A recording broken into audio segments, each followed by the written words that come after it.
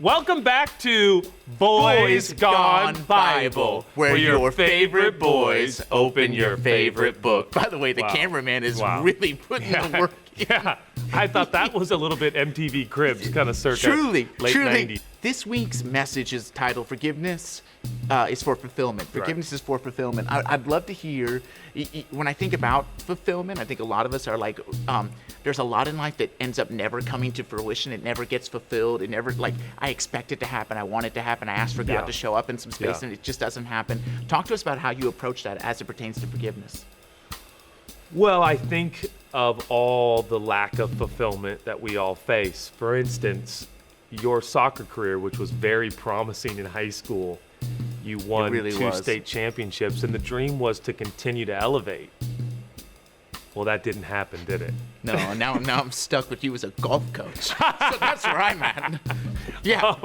I think fulfillment is an elusive, like, proverbial dangling carrot in front of the donkey, and it's like we never arrive. And in the message, I talk about my return to Instagram, which has been both exciting, enticing, and absolutely exhausting, because it's like nonstop. Like I literally want to be in Europe and not where I am every day now. Like they're taking me to these villas in like the deep forest of Tuscany, and I'm like, I hate my life. I hate my friends. I'm kidding. Welcome to the club. But it is like a perpetual pursuit of like that thing that's finally gonna like fill the void, and it's exhausting. This week's message is kind of dedicated to those who have that sensation and feeling, and maybe it's subsided, but for me it's like the tide. Sometimes it's like the tide is in and it's high, and it's like, man, I just feel so discontented. And then some days I feel a little bit more content. But this message is really about finding that contentment and that peace and joy that only one thing that Jesus offers brings. So true. Yeah. I too am going to be discontent until I'm in Sicily. So that's something you and I have in common. Yeah, it is.